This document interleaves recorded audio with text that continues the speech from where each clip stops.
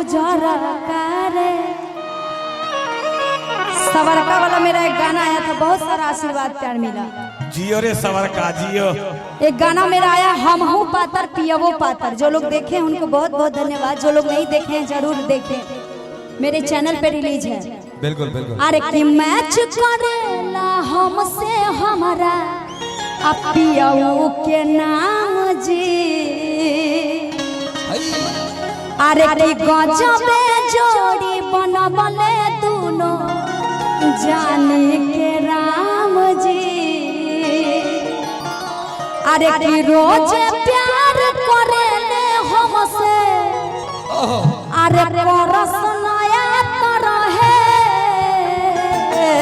जिया जिया। अरे कि हम हो पातर या पियबो हमार दोनों पातर है। याद है, मतलब रेडी है ना आप सब का भी जो है ना बहुत चलता है हाथ, बहुत गजब आप लोग। ये यही एनर्जी में रहिएगा, ठीक ना। पीछे बोलेंगे एगो दो कमेंट मारते जाइएगा। हाँ अरे कि हम हो पातर या पियबो हमार पातर है। क्या बात है। अरे मैच करेला हमसे हमारा पियबो के नाम जी।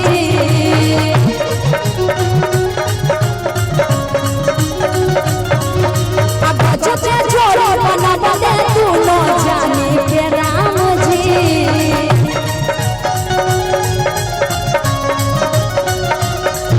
अरे मैच करेला हमसे हमारा पियबो के नाम जी। अब बच्चे जोड़ी बनबले दोनों जाने के राम जी। आ रोज प्यार करेले हमसे परस नया तरह है।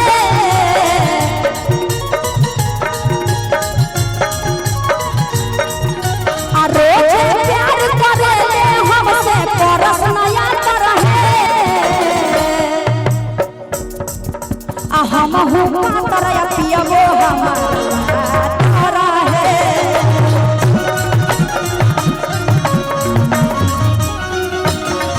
आ हम हूँ पातर पियबो हमार पातर है।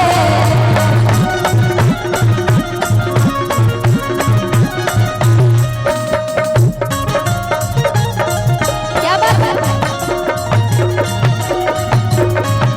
कथु भई गइले अनिया नरे लगे भइले।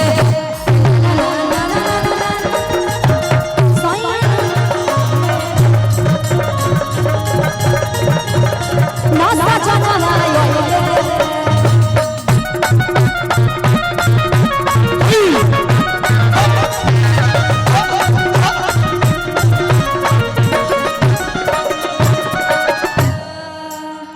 झारा चबलला के गमछिया हो।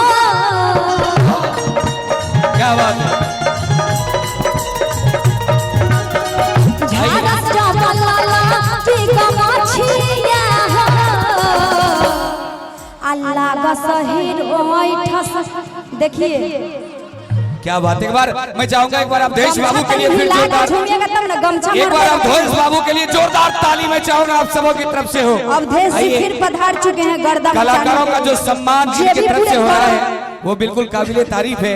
इन्होंने कलाकारों का जो सम्मान किया है, मैं चाहूंगा जोरदार तालियों का प्यार आदरणीय अवधेश बाबू के लिए। आइए। अरे कि झारा सजबलला के गमछिया हो। अल्लाह का शहीद ओइठस जब मोछिया। जिया शेर। अरे कि मिलन जीवन साथी बड़ी आधा कर है। आ हम हो पातर या पियबो हमार पातर है। पातर जो आदमी रहता है उसको बड़ी फायदा है प्यार करने में, है ना जी? सही बात है ना। पत्रकार में अब मान के चलिए कि गले भी मिलना है, पत्नी से पेट निकलल है, पेटे बीच में एथी कर दिया फिट रहना बहुत जरूरी है। अनुभव बोल रहा है आपका। आपको ज्यादा अनुभव होगा। हम गाना में राइटर जी से अनुभव लेते रहते हैं कि पातर का मतलब कि पातर पातर लिखे, मोटो तो लिखते तो बोले कि भाई पत्नी मोटी रही अब पति वही रहेगा तो मिलेगा नहीं ना। पातर पातर जो है ना इसे चपक गया का जी। अब बीच में पेट आया, इसीलिए फिट रहना बहुत जरूरी है। आप किसी से मिलते भी अदर पर्सन से भी ऐसे मिलिएगा, पेटे आएगा फोटो में, अति ना होता है। इसीलिए गाना है अरे कि हम हो पातर या पिया वो हमारा पातर है।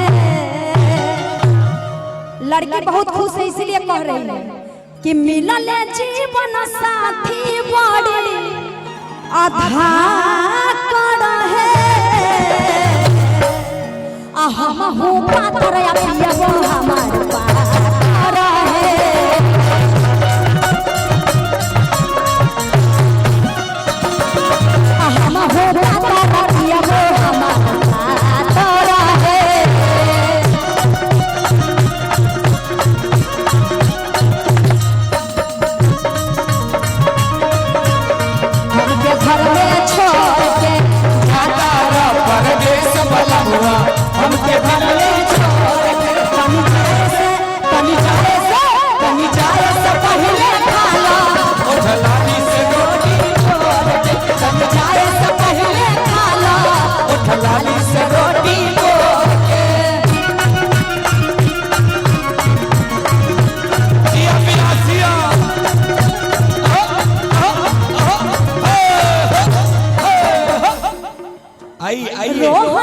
अवधेश बाबू से मिलिए।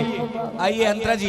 जानते हैं अवधेश जी ये कार्यक्रम बड़ी लंबा चलने वाला है। जितना भीड़ है पक्का 10 बजे तक चलेगा, 10 बजे तक चलेगा। इनका कह दियो ना तनी एक सही रखेला, खत्म हो जाते ना सब चलेगा, पंसहिया चलेगा। आप भी आइए, आप लोग आइए। बहुत बहुत धन्यवाद आपने जो पुरस्कृत किया हमारे कलाकारों को। एक बार फिर मैं चाहूंगा अवधेश बाबू के लिए जोरदार ताली हो जाए। एक से एक यहाँ पे जिगर वाला है ना जी, भिट्ठा का बातें अलग। इनको देखिए सब टाइटे फिटिंग में ऐसे खाली कर रहे हैं। वाह अरे कि रोहन हाला चला हमारा साईया हो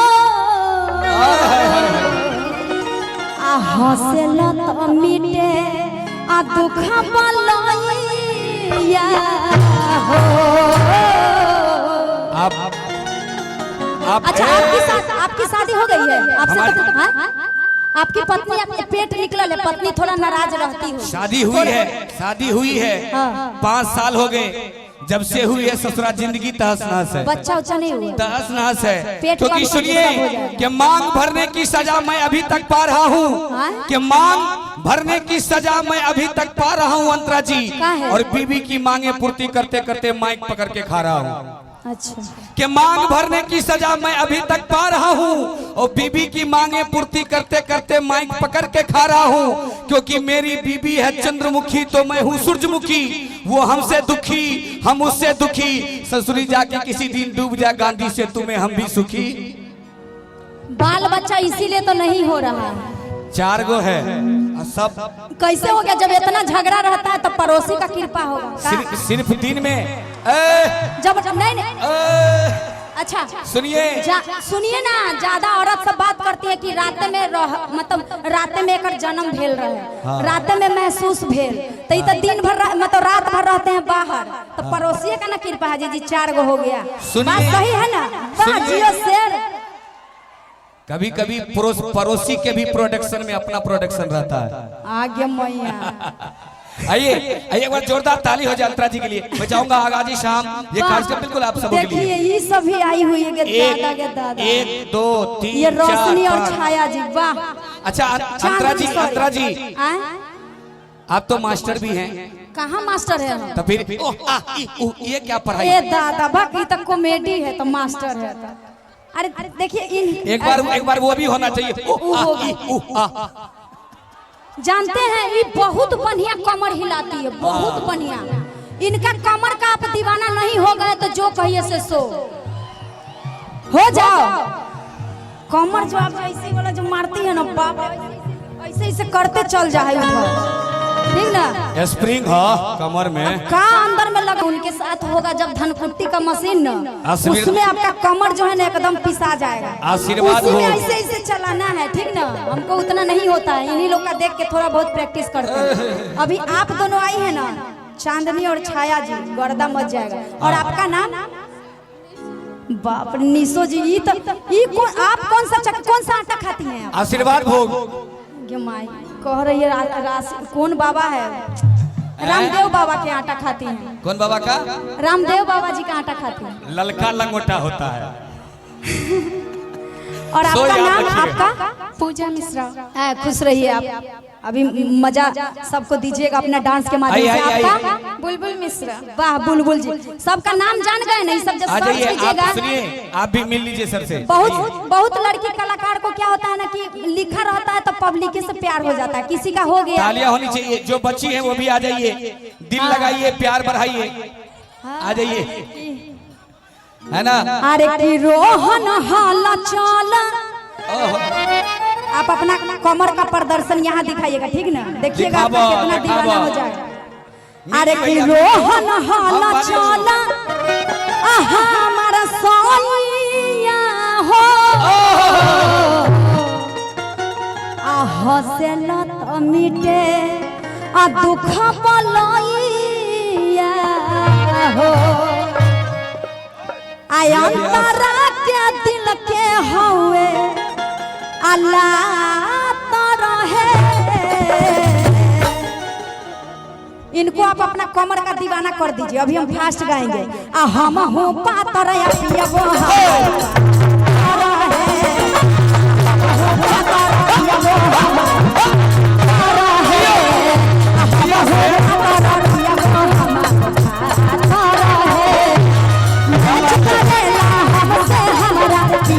के नाम जी लागल रहो। मैच करेला हमसे हमारा पियऊ के नाम जी।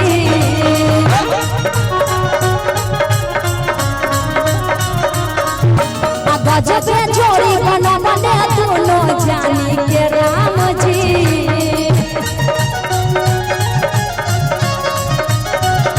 हम प्यार करेले हमसे करस नया तरहे। हम हो पातर या पियबो हमारा है।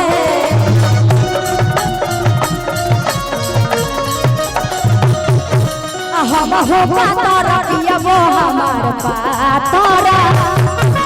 हम हो पातर पियबो हमार पातर। हम हो पातर पियबो हमार पातर।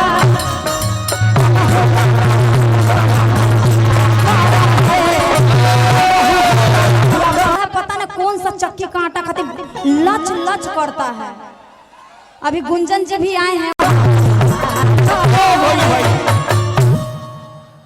जी आइए, छोटे अवधेश